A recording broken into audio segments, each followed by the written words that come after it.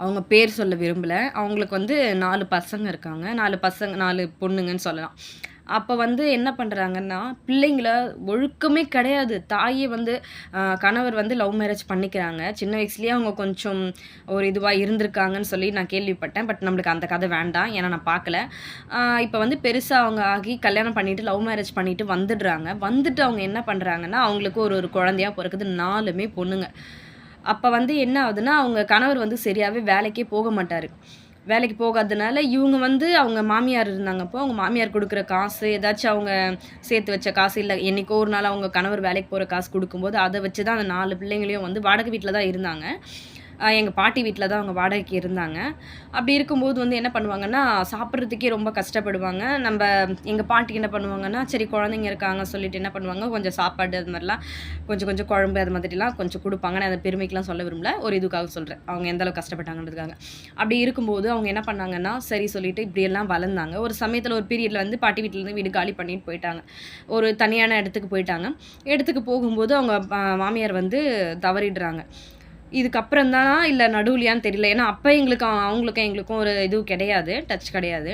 அப்ப என்ன பண்றாங்கன்னா, இவங்க என்ன பண்றாங்க, தவறான வழிகள்ல போக ஆரம்பிக்கிறாங்க. தவறான பாதையில போக ஆரம்பிக்கிறாங்க. போயிட்டு இது கணவனுக்கும் தெரியும். கணவனுக்கு தெரிஞ்சு அத பத்தி எந்த ஒரு கண்டிஷனும் பண்ணல. சும்மா வந்து எல்லாரும் வந்து சரி நான் அப்புறம் சொல்றேன் அத. இப்ப வந்து என்ன பண்றாங்கன்னா, மொத பொண்ணு வந்து ஒருத்தவங்கள விரும்புறாங்க.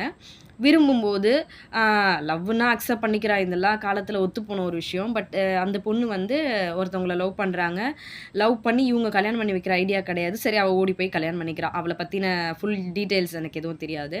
செகண்ட் வந்து என்ன பண்றாங்கன்னா, செகண்ட் ஒரு பொண்ணு என்ன பண்றாங்கன்னா, இன்னொருத்தர விரும்புறாங்க. விரும்பும்போது அந்த பிள்ளை வந்து 7 மாசம் கன்சீவா இருந்ததுக்கு அப்புறமேட்டு அதுவும் இவுங்க வீட்ல பொண்ணு வீட்ல கல்யாணம் பண்ணி வைக்கல. பையன் வீட்ல கூட்டிட்டு போய் கல்யாணம் பண்ணி வைக்கிறாங்க.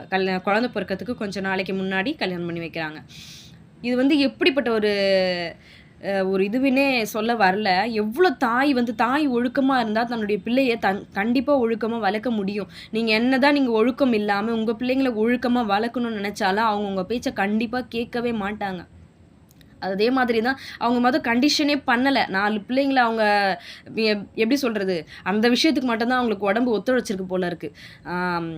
மத்தபடி எனக்கு என்ன சொல்றதுன்னே தெரியல. எனக்கு கொஞ்சம் கஷ்டமா இருக்கு அத சொல்லும்போது. அந்த பிள்ளைங்கள ஒரு கண்டிஷனே பண்ணாம, கேர்லெஸ்ஸா விட்டு, ஜாலியா ஊர் சுத்த அனுப்புறது. ஒரு 2, 3 நாள் அவங்க வீட்ல பையன் வீட்ல தங்க வைக்கிறது. அத பத்தி கொஞ்சம் கூட கவலையே படல. வெளிய எங்கனா சுத்துறது, ஜாலியா இருக்கும்போது, சரி அது மாரி இருக்கும்போது இந்த பிள்ளை கன்சீவ் ஆகி 7 மந்த் இருக்கும்போது நல்லா ஞாபகம் வச்சுக்கோங்க. 7 மாசம் குழந்தை பொறக்கறதுக்கு 8 மாசத்துலயே ஏதோ குழந்தை பிறந்துச்சுன்னு நெனைக்கிறேன். 1 மாசத்துக்கு முன்னாடி தான் அவங்க என்ன பண்ணாங்கன்னா, அந்த பிள்ளைக்கு எத்தன வயசுன்னா, 17 வயசு இருக்கும்போது அந்த மாரி இதுவாயிடுச்சு. அதுக்கு முன்னாடிலாம் தான் அவங்க லவ் பண்ணிட்டு இருந்தாங்க. இந்த மாதிரி ஆயிடுச்சு. அப்பதான் 1 மாசத்துக்கு முன்னாடி தான் அந்த பொண்ணுக்கு கல்யாணமே பண்ணி வைக்கிறாங்க. 2வது பொண்ணு. ஓகேவா? 3வது பொண்ணு என்ன பண்றான்னா, சாரி 2வது பொண்ணு தான் ஒருத்தர கல்யாணம் பண்ணிட்டு போயிட்டா. அவள பத்தி கூட எனக்கு தெரியாது. அவ பேர் நான் சொல்ல விரும்பல. இவ வந்து இப்ப நான் சொன்னது வந்து 7 மாசம் முழுகாம இருந்தது வந்து, ஆம் 3வது பொண்ணு. ஓகேங்களா? பேர் சொல்ல விரும்பல. அதனால நான் சொல்றேன். இது 3வது பொண்ணு. 4வது பொண்ணு தான் இருக்கறதுலயே ஒரு தங்கமான கேரக்டருங்க. செம்ம கேரக்டர். கேரக்டர்னாலும் அப்படி ஒரு கேரக்டர் நான் பார்த்ததே கிடையாது. ஏன்னா, அந்த பொண்ணு கூட வந்து நாங்க கொஞ்ச நாள் டிராவல் பண்ணோம். அதாவது ஒரே இடத்துல இருந்ததுனால எங்களுக்கு தெரியும். ஓரளவுக்கு எனக்கு தெரியும். அதாவது எப்படின்னா, ஃபர்ஸ்ட்டு ஒரு பையன லவ் பண்ணுச்சு. லவ் பண்ணிட்டு இருந்துச்சு, விட்டுச்சு. நெறைய பையன லவ்வெல்லாம் பண்ணாது. அது லவ்வுன்ற பேர்ல அந்த பொண்ணுன்றது கிடையாது. நெறைய பேர் ஜன்மங்க இந்த மாரியெல்லாம் நெறைய இருக்கு. அதுங்களுக்காக தான் நான் சொல்றேன். கொஞ்சமாவது புரிஞ்சுக்கோங்க. இஷ்டத்துக்கு அலைஞ்சீங்கன்னா, உங்க தலையில நீங்களே மண்ண வாரி கொட்டிட்ட மாரி இருக்கும். இந்த மாரி பண்ணாதீங்கன்னு சொல்ல வரேன்.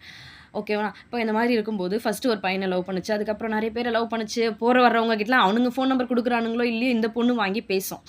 பேசிட்டு இருக்கும்போது, என் கண்ணுக்கு தெரிஞ்சு லவ் பண்ணிட்டு இருந்துச்சு. எல்லாரையும் கழட்டி விட்டுரும். கழட்டி விட்டுட்டு என்ன பண்ணுச்சுன்னா, ஆ ஒரு பையன், எனக்கு தெரிஞ்ச பையன்.